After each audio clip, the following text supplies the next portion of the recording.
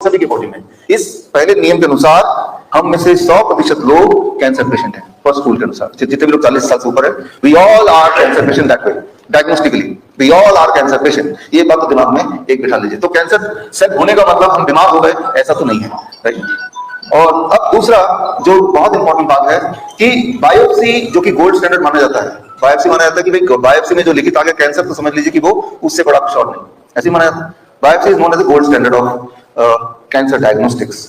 तो बायोप्सी पे कितना रिलाई करें? मैंने अक्सर देखा है पेशेंट्स को, आपने आप में से कुछ लोगों ने महसूस किया होगा, जैसे ही लिखित पढ़ता है पेशेंट पहली बार कि वो कहीं कैंसर शब्द आ गया तो बायोप्सी की रिपोर्ट में, तो वहीं वो आधा खत्म हो जाता है उसी वक्त, राइट। तो इसको समझना पड़ेगा कि बायोप्सी जो कि गोल्ड स्टैंडर्ड माना जाता है, बायोप्सी माना जाता है कि भाई बायोप्सी में जो लिखित आ गया कैंसर, तो समझ लीजिए कि वो उससे बड़ा कुछ और नहीं, ऐसे माना जाता है। Biopsy is known as the gold standard of cancer diagnostics.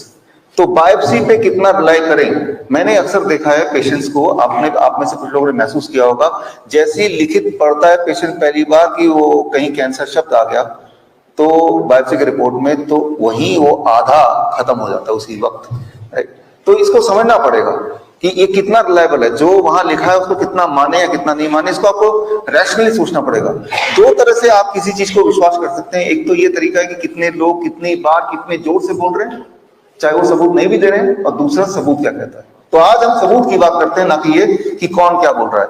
मैं एक ही उदाहरण दूंगा, बायोप्सी क्या होता है यह समझना आपके लिए जरूरी है, क्योंकि वही आपका आधार है कि बायोप्सी के बेसिस पे बोला कि मैं कैंसर। बेसिक प्रिंसिपल ये नहीं है कि भाई कैंसर डायग्नोस हो रहा है, बेसिक प्रिंसिपल ये है कि ये डायग्नोस हो रहा है कि कौन से वाला सेल उस वक्त जब वो पेट स्कैन हो रहा था उस वक्त ज्यादा वो खा रहा था।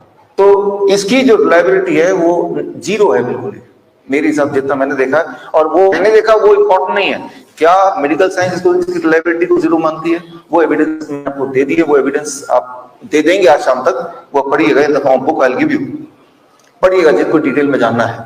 तो एक तो ये जो टेस्ट है वो रिलायबल तो है ही नहीं, और मान लो बोलते हैं कि हाँ ये कैंसर है, तो कौन सा वाला कैंसर है?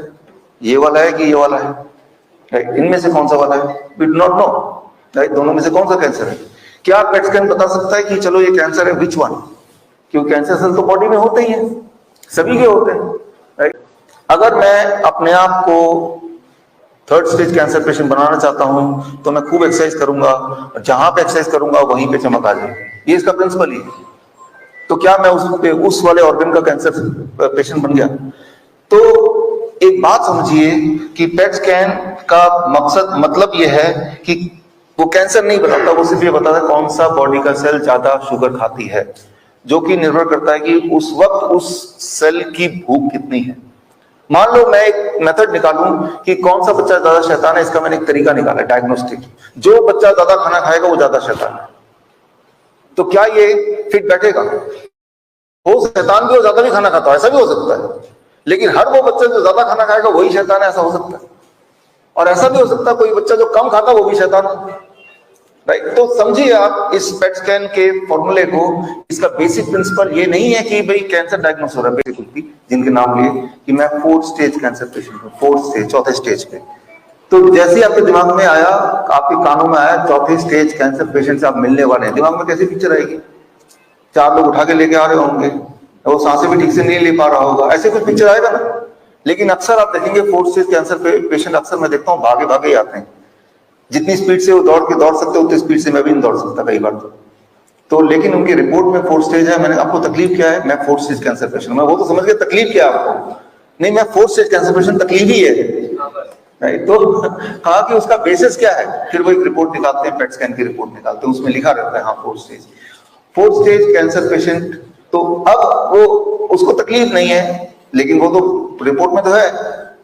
तो अब वो रिपोर्ट कैसे बनती है ये आपको जानना बहुत जरूरी है। जो मैं बोल रहा हूं पहली बात तो जरूरी नहीं कि ये सारा बात आप मानिए, आपके दिमाग में कुछ शक है उसे लिखिए, उस शक पे भी हम बात करेंगे, लेकिन पहले ये इनपुट